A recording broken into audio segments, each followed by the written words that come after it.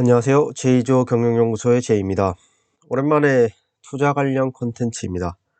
오늘은 제 투자 포트폴리오를 공개하면서 전업 투자자가 아닌 직장인도 충분히 수익을 낼 수 있는 투자법에 대해 소개해 보려고 합니다.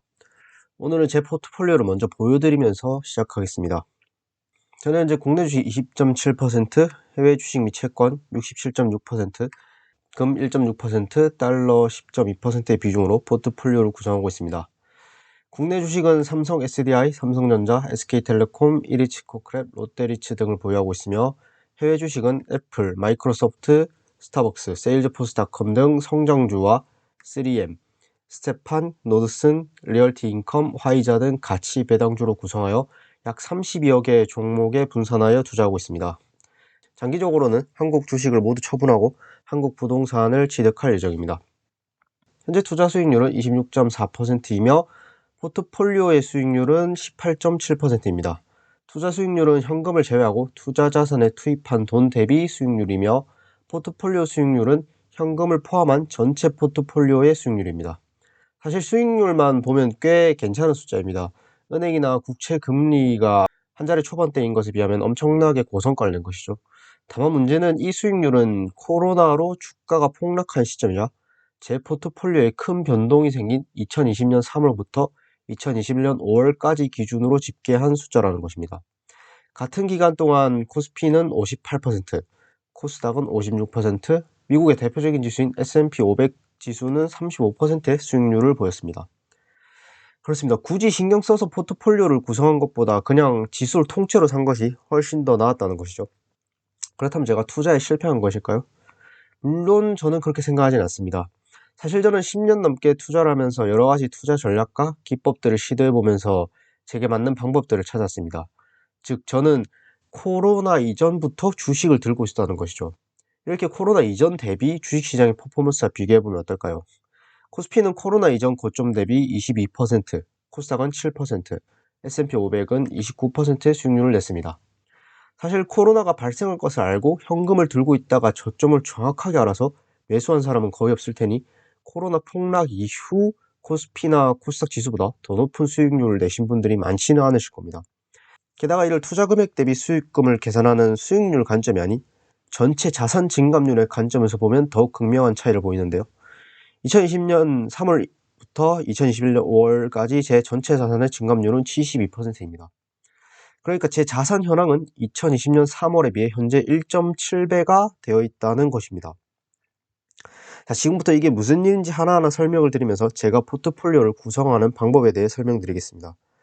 그 전에 혹시나 해서 말씀드리자면 제가 전문가도 아니니 따라 하실 분은 없겠지만 절대 제 방식을 있는 그대로 따라 하지는 마시길 바라며 모든 투자 책임은 본인에게 있다는 걸 꼭 명심하셔야겠습니다. 오늘 말씀드릴 내용은 총 4가지로 첫 번째, 욕심을 부리지 말자. 두 번째, 초기 저축 수익은 매우 중요하다. 세 번째, 복리의 힘은 무섭다. 네 번째, 음한 상관관계를 가지는 포트폴리오를 만들어 주기적으로 리밸런싱 하라입니다. 먼저 첫 번째, 욕심을 부리지 말자입니다. 솔직히 한 방에 몇 배씩 수익을 내시기 위해 투자를 하시는 거라면 저는 그냥 카지노를 가시라고 말씀드리고 싶습니다. 물론 트레이딩으로 단기간에 엄청난 수익을 올리는 것이 불가능한 일이라서 이런 말씀을 드리는 것은 아닙니다. 특히 요즘같이 유동성이 넘치는 시장에서 소위 말하는 단타를 치기 아주 좋은 환경입니다. 그런데 저는 그걸 왜 일반인인 본인이 할 수 있을 거라고 생각하시는지를 잘 모르겠습니다. 단타, 그러니까 트레이딩은 마이너스 썸 게임에 가깝습니다. 좀 더 쉽게 말하면 그냥 도박이랑 같습니다. 왜 딜러, 타짜, 카지노가 돈 버는 걸 도와주려는 건지 모르겠습니다. 트레이딩으로 수익을 내기 위해서는 타짜만큼 도박을 잘해야 하고 딜러에게 유리한 승률로 설계된 게임에서 이길 수 있을 만큼 계산을 잘하거나 운이 따라줘야 하고 동시에 카지노가 먹는 수수료를 상회하는 수익을 내야 합니다. 사실 운이 좋았든 실력이 좋았든 트레이딩으로 돈을 버신 분들도 대부분 결국엔 포트폴리오를 만듭니다. 물론 이렇게 트레이딩으로 단기간에 큰 돈을 버신 분들은 훨씬 빨리 큰 규모의 포트폴리오를 만들 수 있는 것도 사실입니다. 하지만 이건 정말 극소수만이 할 수 있는 일입니다. 엄청난 공부를 하고 좋은 컴퓨터로 트레이딩 연습을 하고 전업으로 해서 운까지 따라줘야지만 가능한 전문직에 가깝습니다. 이를 무슨 수로 일반인이 일까지 하면서 할 수가 있겠습니까? 특별한 기술이 없는 일반인일수록 포트폴리오를 만들어 관리해야 합니다. 사실 초반 몇백만 원으로는 포트폴리오를 만드는 것이 쉽지는 않습니다. 저는 최소한 1-2천만 원은 있어야지 분산의 효과를 볼 수 있다고 생각합니다. 때문에 우선 돈을 어느 정도 모으는 것이 중요한데, 개인적으로는 갚아야 하는 빚이 있는 직장인이 아니라면 1-2천만 원 정도는 아껴 쓰면 꽤 빨리 모을 수 있는 금액이라고 생각합니다. 때문에 두 번째, 초기에는 소비를 줄이는 것이 투자로 수익을 내는 것보다 더욱 중요하다는 것입니다. 저는 티끌 모아 티끌이라고 생각하는 사람입니다. 그거 모아서 태산 안 됩니다. 그런데 티끌도 없으면서 이런 소리를 하는 것은 그냥 자기 합리화일 뿐입니다. 티끌을 태산으로 만드는 방법은 따로 있지만 티끌도 없으면 티끌이라도 모아야 합니다. 제 포트폴리오를 예로 그 이유를 설명드리겠습니다. 제가 아까 수익률은 26%인데 자산 증감은 72%라고 했습니다. 이게 바로 티끌의 힘입니다. 제가 현재 굴리고 있는 포트폴리오의 총 금액은 몇천만 원 선입니다. 때문에 아직까지는 매달 근로소득이나 사업소득에서 더 많은 돈을 포트폴리오로 가져올수록 자산 증감에 큰 영향을 미칩니다. 물론 덕분에 수익률은 희석됩니다. 매달 투자되는 돈이 수익률 계산 시 분모에 해당하는 전체 투자 금액을 늘리지만 그 돈들이 매번 단기간에 많은 수익을 내는 것은 아니기 때문이죠. 하지만 저희의 목표는 수익률 자체를 올리는 것이 아니라 더 많은 돈을 모으고 최종적으로 구매력을 높이는 것이기 때문에 자산 증감이 더욱 중요한 지표일 것입니다. 이 표는 제가 제목에 20억이라고 써놓은 금액의 근거입니다. 사실 딱 20억은 아니지만 첫 번째 시나리오대로라면 1,000만 원으로 시작한 원금이 30년 후에는 18억쯤이 됩니다. 이게 제가 생각하는 워스트 시나리오입니다. 이는 연 10%의 수익률을 올리면서 매년 1,000만 원씩 소득을 투자금으로 저축하는 모델입니다. 사실 이는 계산을 쉽게 하기 위해서 만든 것이지 매년 똑같이 10%씩 수익을 내거나 똑같이 1,000만 원씩 모을 수는 없을 것입니다. 어떤 해는 10%보다 낮은 수익을 낼 수도 있고 어떤 해는 올해처럼 10% 이상의 수익을 낼 수도 있을 것입니다. 게다가 저축 금액도 사람 일은 어찌 될지 모르니 돈이 많이 필요한 해에는 투자금을 아예 못 늘릴 수도 있고, 연차가 늘면서 소득이 늘어나면 10년 차 이후부터는 1,000만 원 이상의 돈을 투자금으로 투입하는 것도 어려운 일이 아닐 수 있습니다. 제가 이 표를 보여드리면서 한 번 더 강조하고 싶은 것은 초반에는 저축이 미치는 영향이 굉장히 크다는 것입니다. 표를 보면 아시겠지만 첫 번째 시나리오에서 7년 차까지는 투자 수익보다는 저축 수익이 더 큰 걸 알 수 있습니다. 물론 시간이 지날수록 포트폴리오 규모가 커지면서 저축 수익의 비중은 아주 미비해지겠지만요. 여기서 오늘의 세 번째 주제가 나오는데, 복리의 힘은 무섭다는 것입니다. 솔직히 코로나 이후 주식이든 코인이든 운 좋게 한 방에 몇 배씩 먹는 사람들을 보면 저도 굉장히 부러움을 느낍니다. 하지만 그걸 몇 번이나 할 수 있을까요? 오히려 그렇게 몇 번 먹고 나면 이렇게 작은 수익은 눈에 들어오지도 않고 욕심만 부리다가 오히려 한 방에 몇 배씩 까먹는 일이 더 일어나기가 쉽지, 단기간에 엄청난 수익을 올리는 기회는 인생에서 한두 번 찾아올까 말까 합니다. 하지만 잘 분산된 포트폴리오로 매년 10%씩 꾸준히 수익을 내는 것은 쉽지는 않지만 일반인도 충분히 할 수 있는 수준입니다. 사실 제가 계산의 편의성을 위해 10%라고 가정을 했지만 우리 같은 일반인들이 매년 얼마의 수익을 낼지 어떻게 예측을 하겠습니까?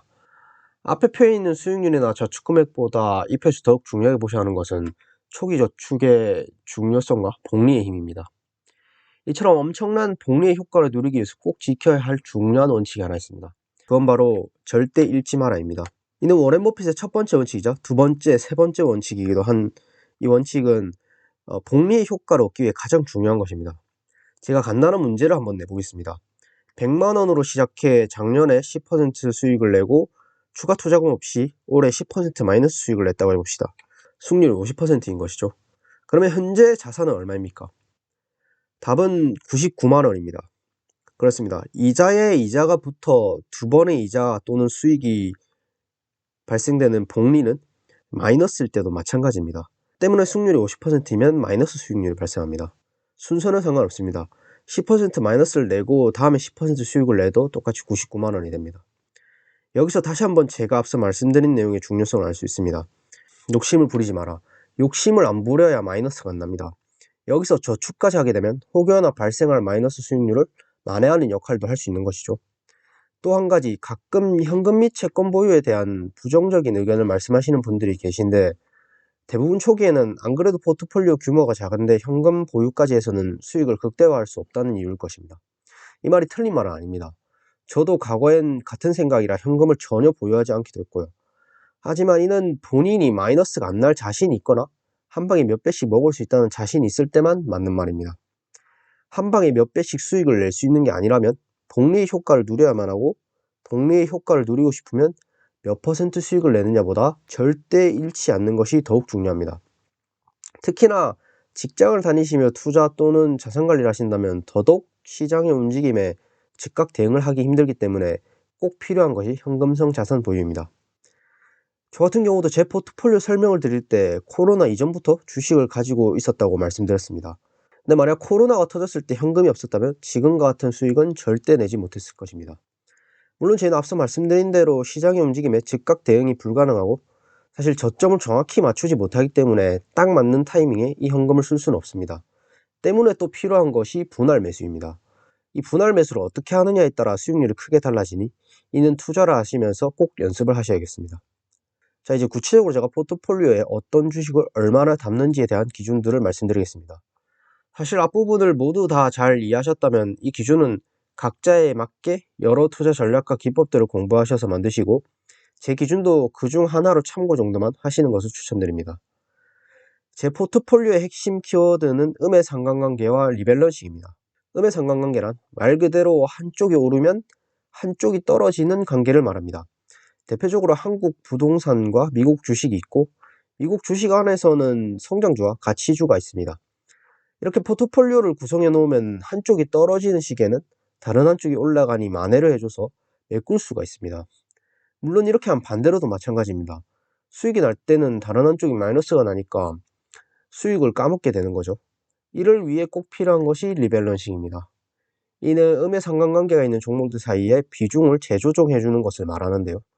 예를 들면 초기에 성장주 100, 가치주 100의 비중으로 주식을 들고 있었는데, 성장주가 10만큼 수익이 나서 110이 되었고 가치주가 5만큼 손해가 나서 95가 되었다고 합시다. 이러면 처음 설정한 5대5라는 비중이 깨져버린 것이죠. 이때 수익이 난 성장주에서 7만큼 팔아서 가치주를 7만큼 사는 겁니다. 그럼 다시 비중이 103대 102가 되면서 처음 설정한 비중과 비슷하게 됩니다. 사실 투자를 할 때 어떤 것을 사야 할지 고민이기도 하지만 이걸 언제 사서 언제 파느냐도 굉장히 고민일 것입니다. 하지만 이렇게 음의 상관관계 있는 종목군 두 가지를 포트폴리오에 넣어두고 비중 조절만 해줘도 저절로 고점에 있는 주식을 팔아 저점에 있는 주식을 사는 효과를 보게 됩니다. 물론 이 리밸런싱 시기를 어느 정도로 잡느냐에 따라 수익률은 달라질 것이며, 각 종목군에 구체적으로 어떤 종목들을 담느냐에 따라서도 수익률은 천차만별일 것입니다. 참고로 저는 한 달에 한 번 비중을 조절하고 있습니다. 한 달 주기로 조정을 하는 이유는 보통 월급을 비롯한 소득이 한 달 주기로 정산이 되기도 하고, 너무 자주 주식 호가창을 보거나 거래를 하지 않아도 되는 데다가 감정이 흔들리지 않고 기계적으로 비중 조절을 할 수 있기 때문입니다. 개별 종목 선정과 관련된 구체적인 내용은 제 채널의 영상 달러 자산 포트폴리오 미국 주식 추천 사는 법과 투자의 정석 해외 자산 포트폴리오 재테크 공부 기초 종류 미국 주식 무작정 따라하기 맘 편한 투자 직장인 투자 노후 준비 대책을 보시는 것을 추천드립니다. 기본적인 내용만 담겨 있음에도 불구하고 이렇게 총 4편이 나올 정도로 분량의 압박이 있어서 한 영상에 모든 내용을 담지 못한 점 양해 부탁드립니다. 마지막으로 오늘 내용이 많았던 만큼 정리 한번 하겠습니다. 먼저 평범한 직장인이 큰 돈을 벌기 위해서는 트레이딩보다는 포트폴리오 관리를 해야 하며 욕심을 부리지 않아야 합니다. 또한 저축 수익은 초기 자산 증감에 지대한 영향을 미치기 때문에 소비를 조절해서 저축을 늘려야 합니다. 그리고 이 두 가지 항목은 엄청난 복리의 효과를 누리게 해주는 핵심 요소이며 우리는 반드시 이 복리 효과를 누려야 합니다. 마지막으로 포트폴리오 구성은 한쪽이 올라가면 한쪽이 내려가는 음의 상관관계 자산군으로 구성하고, 주기적으로 포트폴리오 내 비중을 재조정해 고가에서 매도하고 저가에서 매수하는 시스템을 만들어야 합니다. 오늘의 영상은 여기까지입니다. 모두 성투하셔서 부자 되시길 바라겠습니다. 감사합니다.